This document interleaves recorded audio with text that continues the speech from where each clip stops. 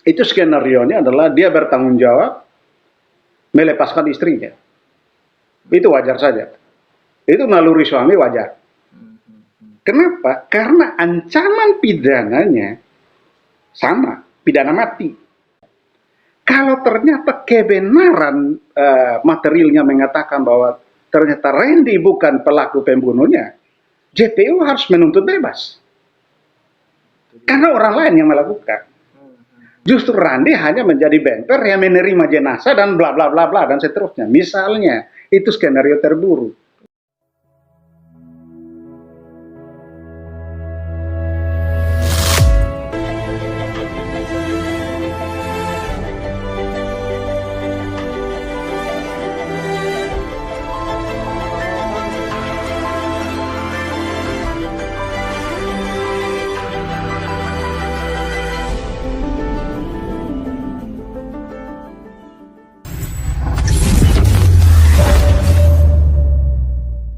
Halo guys, jumpa lagi bersama dengan saya James Bore di program yang edukatif dan inspiratif, tentunya di Pod James Open Mind.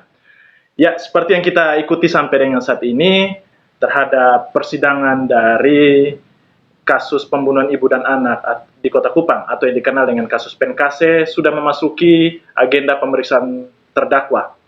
Dan hari ini kami akan mengulasnya menyangkut hal-hal yang atau fakta-fakta yang terjadi sepanjang persidangan dengan menghadirkan Randy Bajide sebagai terdakwa dan keterangannya diambil di dalam persidangan tersebut. Dan kami akan mengulasnya di Pod James tentunya dengan narasumber yang kompeten. Dan sudah bersama-sama dengan saya, pengamat hukum pidana Fakultas Hukum Undana Kupang, Bapak Dedi Manafe, SH MHum. Selamat sore Bapak. Selamat sore Kak James, selamat sore para penonton. Oke Bapak, ini menyangkut agenda persidangan yang terus berkembang sampai dengan pemeriksaan terdakwa kemarin menghadirkan Randy Bajide. Nah, kita lihat di sini bahwa Randy tetap konsisten dengan pernyataannya dan tidak berubah-ubah dari awal sampai dengan pada saat pemeriksaan terdakwa dengan konsisten bahwa dia adalah pelaku. Nah, menurut Anda sendiri, Pak Dedi, kira-kira ada hal menarik apa yang Anda bisa ambil dari selama sidang itu berlangsung? Iya, jadi kalau melihat keterangan ya, kita dengar keterangan, saya pantau, saya ini pengamat saja. Ya. Jadi saya pantau dari media maupun dari akses yang bisa saya dapat informasinya. Saya tidak ada di lapangan. Di sini saya harus menyampaikan bahwa ada sejumlah hal yang menarik dari keterangan terdakwa Randy Bajide. Yang pertama adalah Randy konsisten berbohong. Konsisten berbohong. Berbohong. Apa yang dia bohong di sini? Pertama, bahwa dia menyangkal adanya pertengkaran antara dia dan istrinya. Semenjak kita tidak usah ke penyidikan lagi, itu sudah lewat. Kita masuk ke proses persidangan. Ketika surat dakwaan dibacakan, dia langsung menyangkal tentang kalimat-kalimat pertengkaran antara dia dan istrinya, di mana ada kalimat dari istrinya bahwa selama ada Astrid dan Lael hidupnya tidak tenang. Ya. Kemudian dia membalas kalimat itu dengan kalau begitu beta pi bunuh dong sudah kok. Ya. Nah, kalimat itu dia bantah. Begitu juga dia bantah ketika ada saksi yang menyatakan bahwa istrinya pernah curhat tentang pertengkaran itu dan muncul kalimat itu. Itu dia bantah. Ya. Tetapi bantahan itu menjadi bohong karena ketika analisis oleh ahli bahasa terkait screenshot atau tangkapan layar dari HP terdakwa maupun istrinya, muncul kalimat itu dengan frasa yang sejenis. Dan dia membenarkan itu, tidak membantah. Itu menunjukkan bahwa kebohongan pertama terjadi. Yang kedua adalah ketika ada saksi yang menyatakan bahwa mobil Avanza itu dicuci dan kondisi luar dan dalam itu kotor. Ya. Ada tanah putih dan bau amis. Nah, itu dia bantah bahwa mobil itu dipakai istrinya, bukan dia. Ya. Oke lah, soal siapa yang pakai bukan soal, tapi substansinya adalah dia tidak membantah bahwa mobil itu kotor dan ada bau amis di dalam. Itu dia tidak bantah. Nah, saksinya dalam keterangannya mengatakan 3 kali mencuci mobil itu dan baunya tidak hilang-hilang. Nah, itu hal yang kedua yang penting untuk dicermati.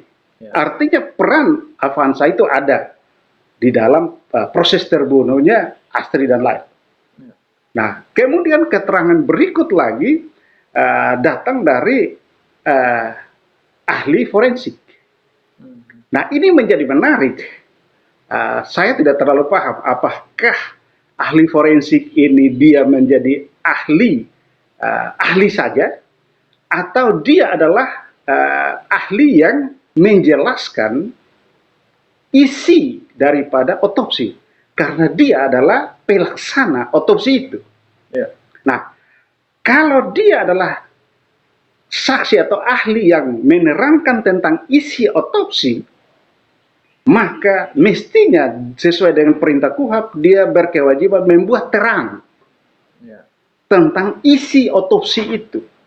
Kenapa? Karena isi otopsi itu adalah pembahasan secara medis tentang kondisi korban, yang mana hakim, jaksa, PH ataupun siapapun yang ada di situ dan kita publik yang menyaksikan bukan orang yang belajar medis secara spesifik, maka butuh ahli yang melaksanakan otopsi untuk menjelaskan itu. Tetapi nampaknya di situ beliau juga berperan sebagai ahli murni, seperti kalau saya misalnya sebagai akademisi dibawa ke persidangan untuk menjadi ahli hukum pidana misalnya. Nah, di situ beliau kemudian melompat dari fungsinya. Ya, itu maksudnya apa nih melompat dari fungsinya? Fungsinya adalah harusnya dia hanya cukup menjelaskan isi. Karena otopsi itu menurut saya adalah catatan tentang apa yang dialami oleh korban. Maka ahli forensik harusnya adalah orang yang menggunakan mulutnya untuk menjelaskan apa yang dialami oleh korban. Jadi dia mewakili korban untuk memberi kesaksian tentang apa yang dialami oleh korban. Bukan membangun teori. Dalam pertanyaan dialog dengan majelis hakim dan JPU, misalnya terkait dengan memar yang dialami oleh korban Astri di kaki, beliau melompat pada kesimpulan bahwa itu karena Astri melakukan perlawanan. Dari mana dia tahu? Itu hal yang pertama.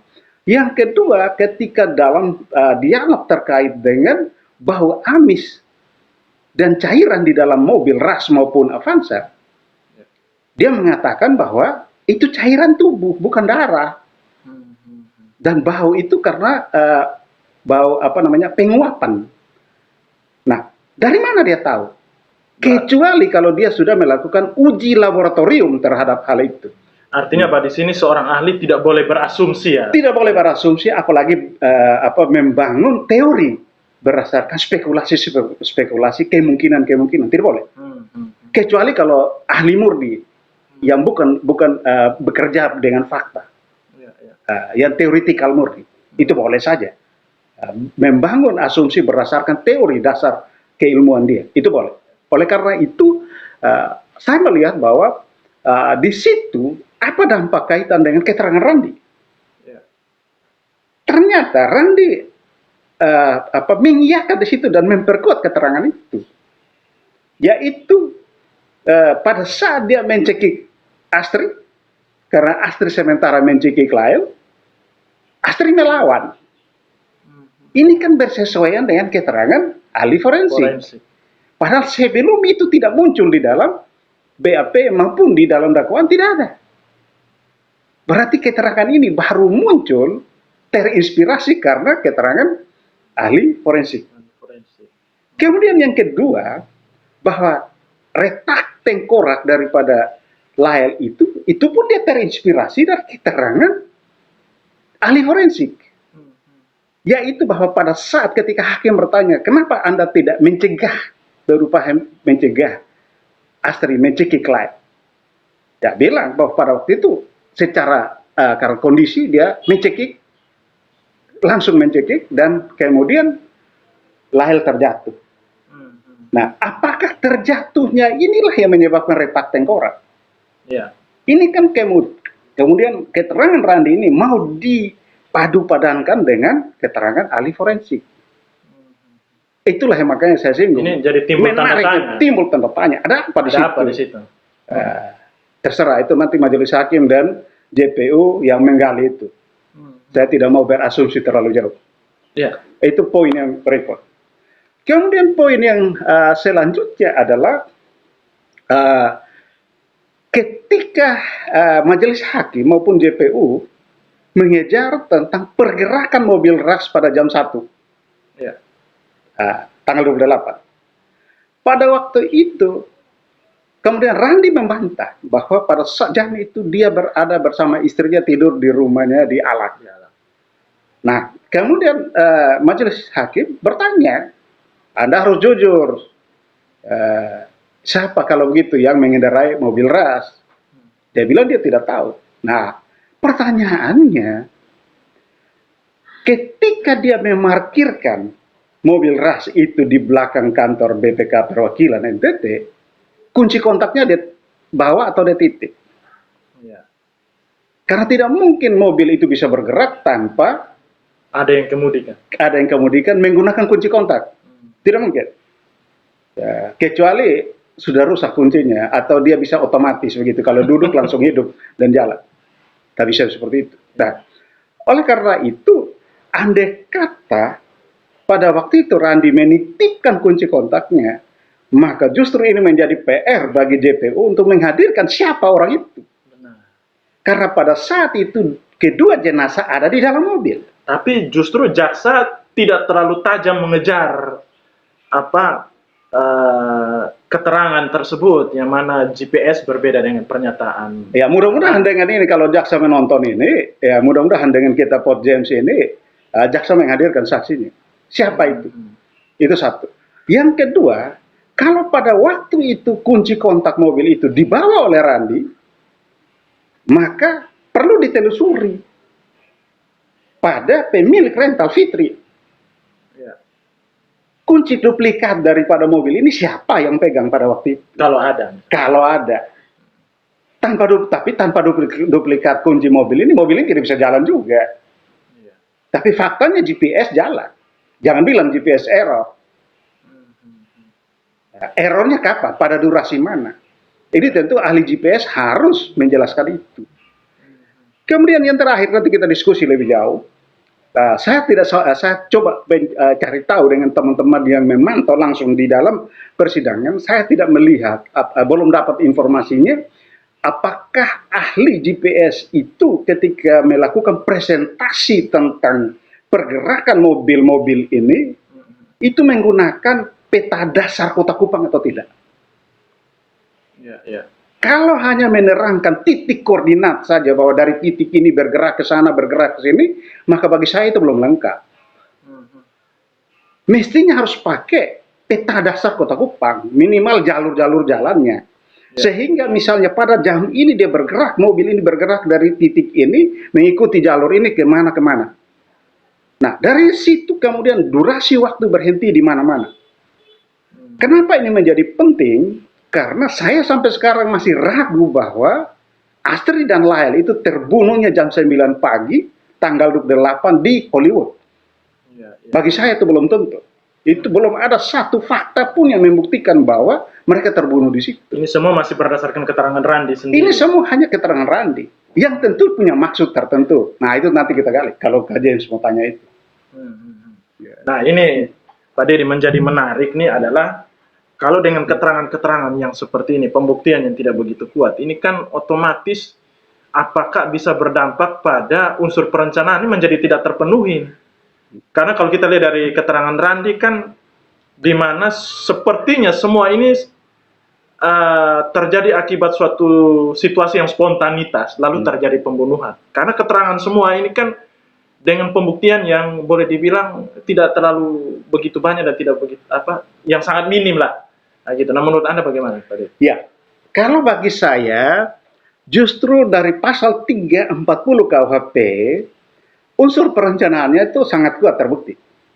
Oh, begitu. Sangat kuat terbukti. Karena rencana untuk membunuh Astrid dan Lyle itu diawali dengan pertengkaran yang melahirkan niat. Pertengkaran antara Randy dan istrinya.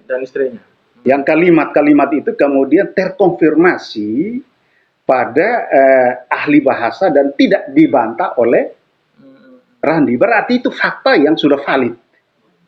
Nah, itu menunjukkan bahwa niat untuk membunuh Astrid dan Lyle itu sudah muncul. Kemudian, kapan perencanaan dilakukan? Jam 10 pagi, tanggal 27. Ketika Randy membuka blokir nomor HP-nya Astrid. Kemudian mengontak berkali-kali dan meminta bertemu. Kemudian sorenya lagi dia memastikan. Dan pada saat itu juga dia menyiapkan sarana untuk menuju pembunuhan. Pinjam renka. Nah, unsur perencanaannya sangat kuat. Yang justru sangat lemah adalah menghilangkan nyawa. Maksudnya apa? Pembunuhan. Sampai detik ini bahwa Randy terlibat dalam pembunuhan, iya. Bahwa kemudian Astrid dan Lyle mati, benar. Jenazahnya ada. Tetapi bagaimana cara Astrid dan Lyle mati ini masih belum pasti. Karena kesimpulan ahli forensik mengatakan bahwa tidak soal penyebab kematian tidak dapat dipastikan karena pembusukan lanjut. Hanya pembekapan dan pencekikan dapat menyebabkan mati lemas. Artinya, ahli forensik sendiri tidak bisa menyimpulkan secara pasti dari otopsinya bahwa Astrid dan Lyle itu mati dengan cara di backup dan dicekik. Sementara itu lagi, ada banyak kekerasan tumpul yang terjadi. Nah, ini disebabkan oleh siapa? Oleh apa? Kekerasan tumpul ini perlu dipahami. Apakah tubuh mereka yang membentur kepada benda tumpul itu, atau benda tumpul itu yang datang membentur kepada tubuhnya? Ahli forensik belum menjelaskan itu. Dan JPU maupun majelis hakim belum mendalami itu pula. Dan kita tahu kan di dalam mobil ras itu dia punya perangkat di dalam itu lebih banyaknya soft ya, lunak. Yang mana kalau misalnya benturan sekeras apa sih sampai akhirnya muncul keretakan-keretakan misalnya pada kepala Lyle ataupun memar-memar tubuh pada Astrid. Ini termasuk di kepalanya Astrid juga ada. Nah, tapi saya ragu juga apakah terbunuhnya mereka di dalam ras. Ini juga jadi tanda tanya. Tanda tanya besar. Artinya proses menghilangkan nyawanya itu belum clear. Belum clear. Kenapa? Karena pelaku peserta yang lain, yaitu tersangka IU, itu belum digali informasinya secara mendetail. Bagaimana peran dia di dalam proses ini. Belum nampak di sini. Belum nampak. Walaupun dia sudah dihadirkan sebagai saksi juga. Tapi belum nampak. Mungkin nanti ketika perkaranya disidangkan dulu. Tetapi ada titik-titik tertentu di mana misalnya terkait dengan orang yang menggerakkan mobil ras pada tanggal 28 jam 1 malam itu mestinya dikejar. Karena kemungkinan itu adalah pelaku peserta yang lain. Yang berikut lagi adalah, kenapa saya ragu bahwa Astrid dan Lyle itu terbunuh di dalam mobil ras? Karena bau amis itu ada di mobil ras maupun di mobil Avanza.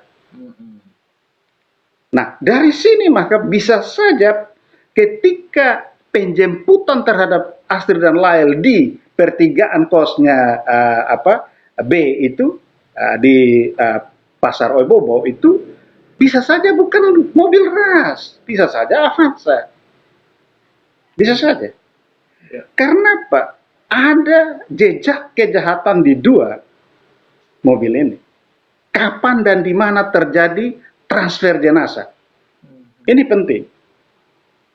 Ya. Terus kalau menyangkut dengan keterangan Randi yang konsisten yang seperti Anda katakan di awal tadi, konsisten berbohong ini dan tidak berubah sampai dengan saat ini, tetap bahwa dialah pelaku ini. Ya. Apa Anda lihat di sini mungkin ada semacam sebuah skenario yang coba dibangun oleh Randi atau oleh siapa misalnya untuk benar-benar hanya dia sendiri pelakunya? Ya. Jadi pertama skenario-nya adalah itu wajar saja. Sebagai suami, itu skenario-nya adalah dia bertanggung jawab melepaskan istrinya. Itu wajar saja. Itu naluri suami wajar. Kenapa? Karena ancaman pidananya sama, pidana mati.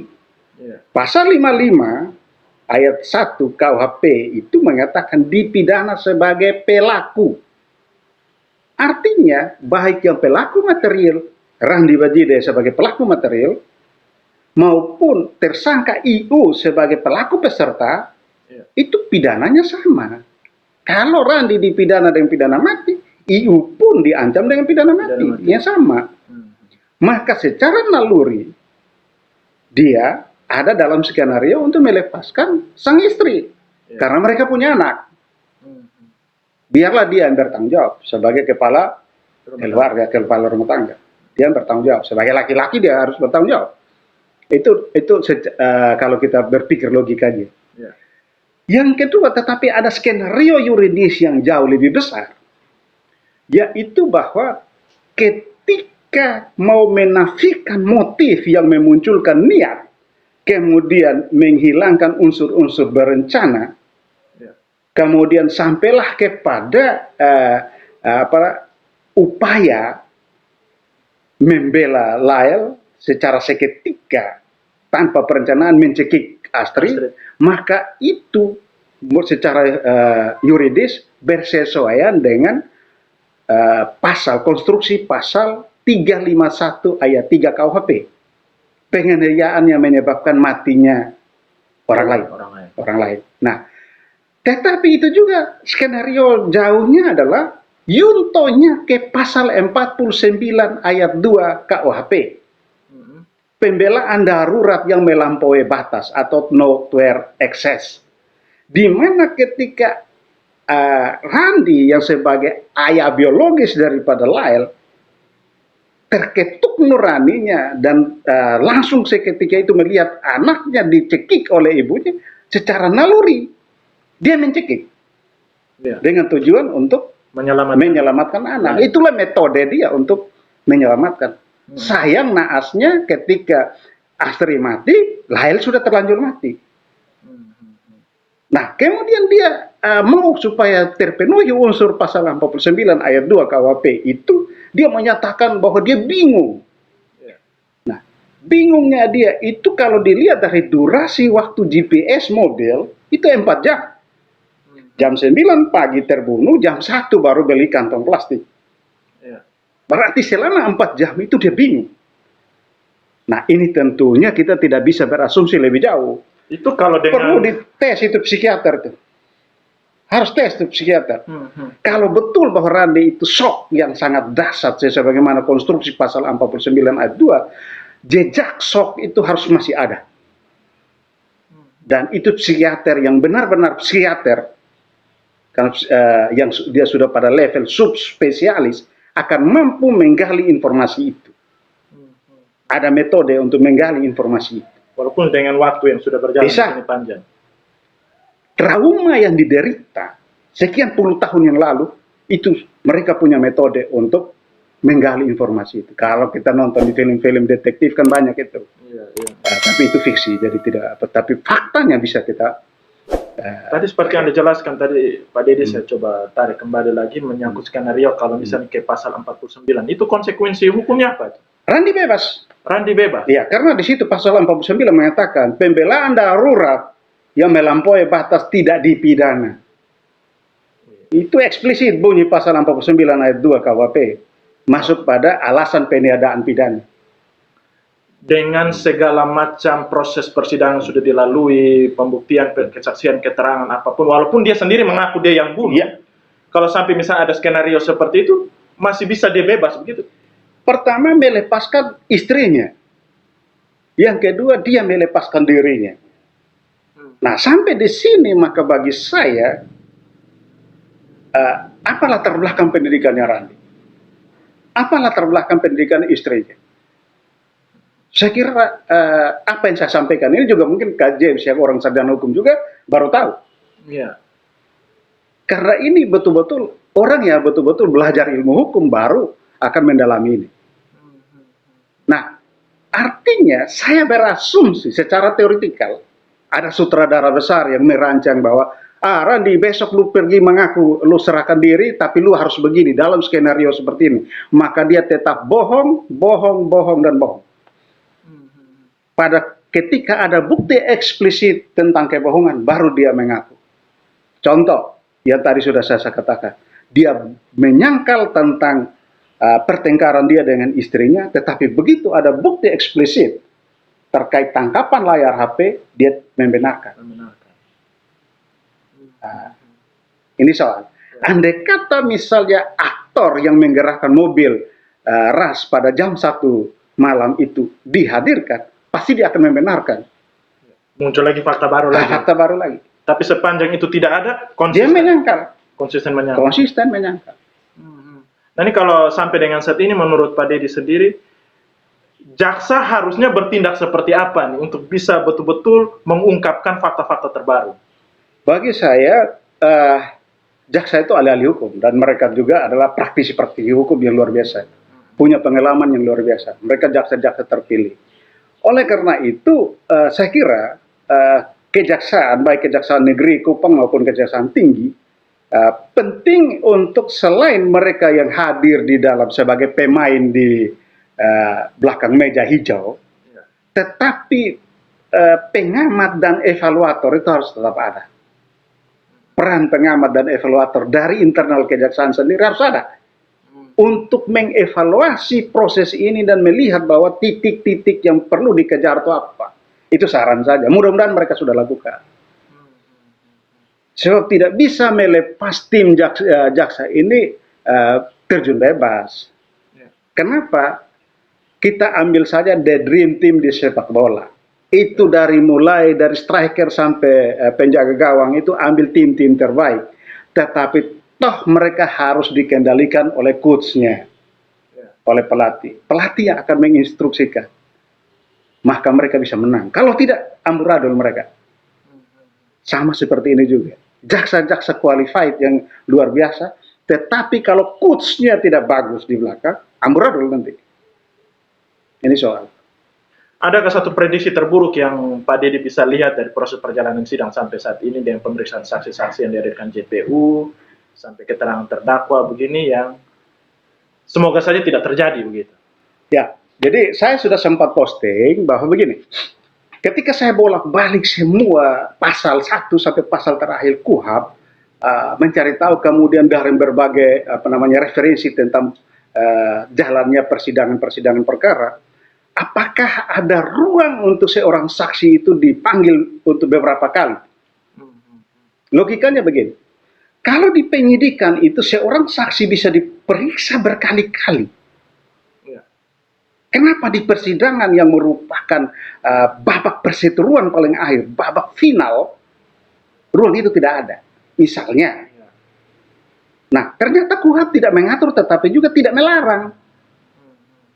Artinya bisa saja boleh. Ini tergantung JPU dan majelis hakim mengizinkan atau tidak. Kalau tidak kan sistemnya hanya semua hambur, terus silakan JPU menyusun tuntutannya, kemudian PH terdakwa merancang bantahannya, kemudian hakim mulai berimajinasi merancang pertimbangan.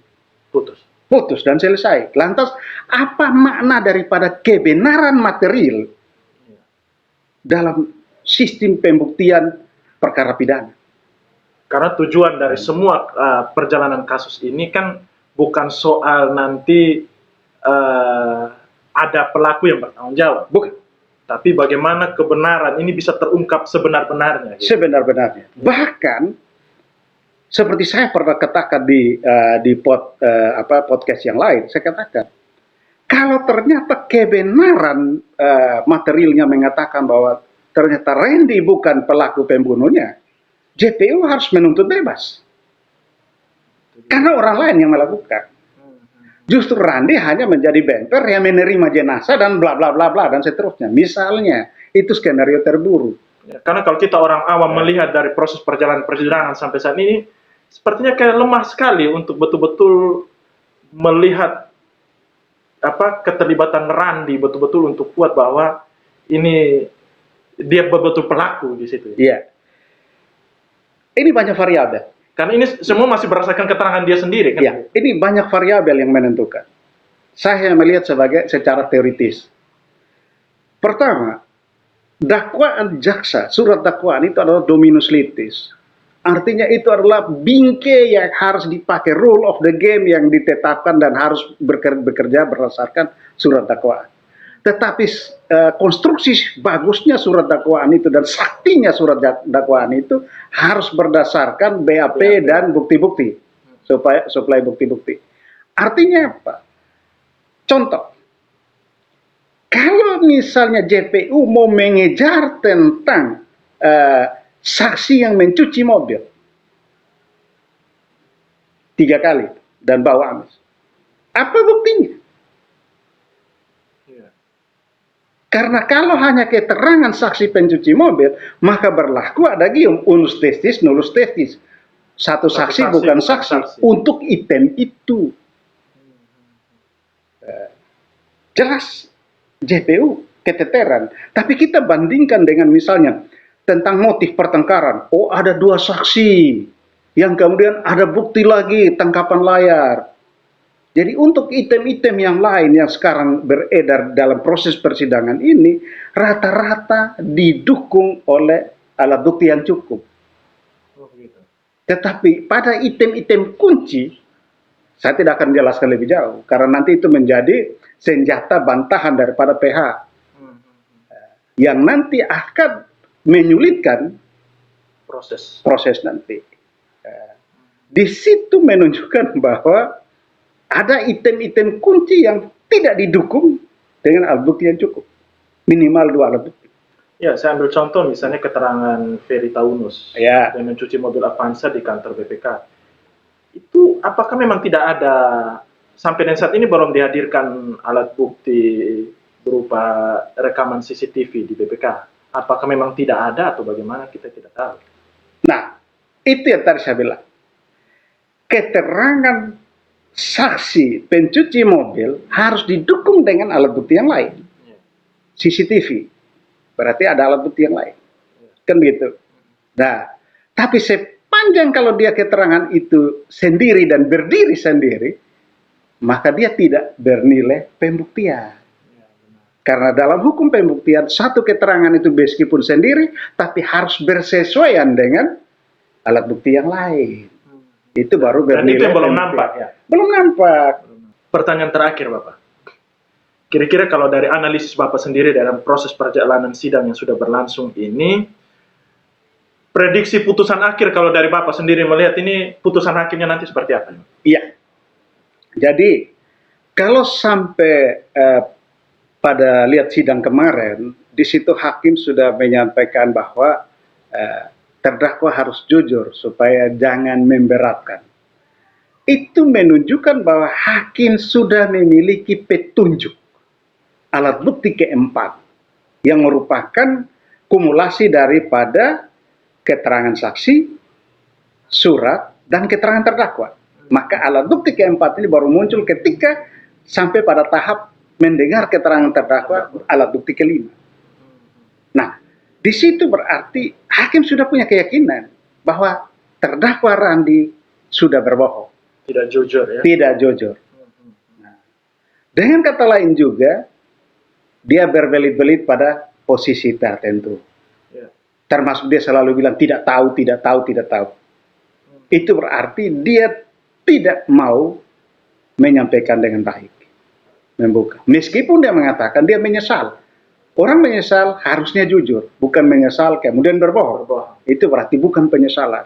Nah, kalau dengan konklusi seperti itu, maka saya berkeyakinan bahwa hakim akan menjatuhkan pidana terberat, pidana maksimal, Mati. pidana mati. Saya berkeyakinan seperti itu.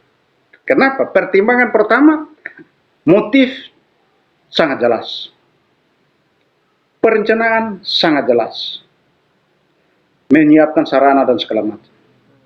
Menghilangkan nyawa, bahwa sampai sekarang masih misteri, tapi akibat daripada menghilangkan nyawa itu sudah ada, jenazah sudah ada, dan minimal meskipun ahli forensik tidak terlalu kuat menyatakan apakah ini benar karena mati karena di backup dan dicekik, atau lain juga di backup, tapi faktanya dia juga menyimpulkan bahwa pembackupan dan pencekikan dapat menyebabkan mati lemas. Artinya bahwa meskipun dia ragu-ragu, tetapi kesimpulan itu cukup membangun keyakinan bahwa akibat daripada pembackupan itu dapat menyebabkan mati lemas. Dengan kata lain, kekerasan tumpul yang diderita oleh Astri dan Lael itu bisa saja terjadi pada saat Astri membela diri, atau justru sebelum Astri dicekik dan di backup terjadi perkelahian, atau Astri disiksa, atau Lael juga disiksa. Itu soal modus. Soal modus. Tetapi faktanya menghilangkan nyawa Astri dan Lael terbukti di situ. Berarti kesimpulannya hukuman mati. Pasal 340 terbukti. Dan pasal 80 ayat 3 terbukti. Oke, baik Pak Dery. Terima kasih untuk waktu Pak Dery untuk hadir di Pod James, memberikan pencerahan untuk publik Nusa Tenggara Timur terkait penanganan kasus PNKC sampai dengan saat ini. Oke guys, semoga informasi atau perbincangan yang didapat dari kami menghadirkan pengamat hukum Fakultas Hukum Undana, Bapak Dedi Manafe ini bisa memberikan pencerdasan, bisa membuka wawasan kita untuk terus mengikuti jalannya penanganan kasus PNKC ini. Oke, dari Studio Pod James, saya James Bore bersama dengan Bapak Dedi Manafe pamit. Sampai jumpa. Sampai jumpa.